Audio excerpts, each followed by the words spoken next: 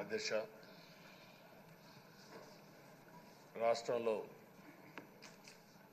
రాష్ట్రంలోనే కాదు తెలుగు రాష్ట్రాల్లో అత్యంత సీనియర్ శాసనసభ్యులు మీరు ఒకరు. బీసీ నేతగా గుర్తింపు ఉన్న మిమ్మల్ని నేడు శాసనసభ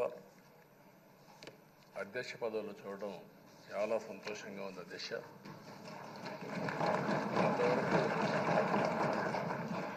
మిమ్మల్ని సభలో ఇక్కడ చూసాం, ఈరోజు అధ్యక్ష స్థానంలో చూస్తున్నాం.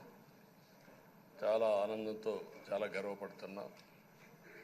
అందరి ఆమోదంతో 16వ శాసనసభకు స్పీకర్గా ఏకగ్రీవంగా ఎన్నికైన మీకు నా హృదయపూర్వక అభినందనలు, శుభాకాంక్షలు. ఈరోజు ఇక్కడ చాలామంది కొత్త శాసనసభ్యులు వచ్చారు. ఒకసారి అయ్యన్న పాత్రుడు గారి జీవితాన్ని కూడా ఆలోచించుకోవాల్సిన, మీరందరూ తెలుసుకోవాల్సిన అవసరం ఉంది. మనందరి మాదిరిగానే ఆయన కూడా ఒక హంబుల్ కుటుంబంలో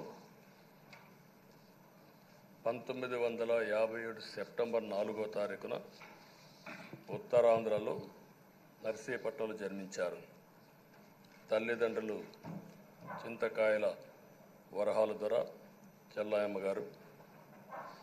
యువత రాజకీయాల్లోకి రావాలని ఆ రోజు ఎన్టీ రామారావు గారు పార్టీ పెట్టిన మొదట్లో పిలిపిస్తే 25 సంవత్సరాల వయసుండే సమయంలో రాజకీయాల్లోకి వచ్చిన వ్యక్తి అయ్యన్న పాత్రుడు గారు.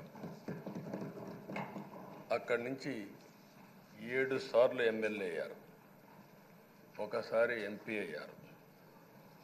ఎమ్మెల్యేగా, ఎంపీగా, మంత్రిగా తెలుగు రాష్ట్రాల్లో తనకంటూ ఒక ప్రత్యేకమైన ముద్ర వేయగలిగారు.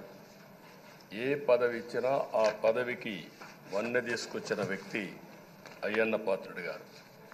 వారి కుటుంబం కూడా మనం ఆలోచిస్తే కొంతమంది ఫస్ట్ జనరేషన్లో రాజకీయాల్లోకి వస్తారు.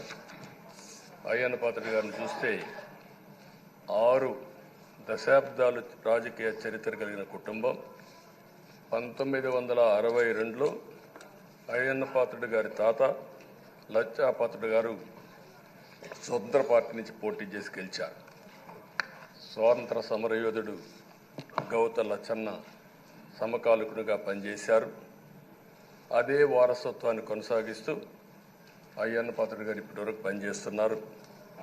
83, 85, 94, 99, 2004, 2014, 2024లో ఎమ్మెల్యేగా విజయం సాధించారు. నర్సీపట్నంలో తెలుగుదేశం పార్టీ పెట్టినప్పటి నుంచి వారే పోటీ చేస్తున్నారు. అది వారి యొక్క ప్రత్యేకత. 7 సార్లు ఎమ్మెల్యే గెలవడం, 16 సంవత్సరాలు మంత్రిగా పనిచేయడం, 1996లో అనకాపల్లి ఎంపీగా గెలుపొంది 2 సంవత్సరాలు అక్కడ పనిచేయడం, తెలుగుదేశం పార్టీ పాలిట్ బ్యూరో సభ్యుడిగా 10 ఏళ్లు పనిచేశారు.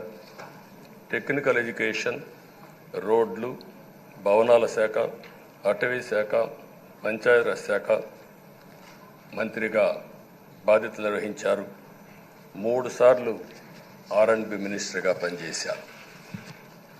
అదేవిధంగా మనం ఒకసారి చూస్తే ఎప్పుడూ పోరాట యోధుడు, రాజీ పడని నాయకుడు, ఒక విశిష్టమైనటువంటి లక్షణాలుండే వ్యక్తి.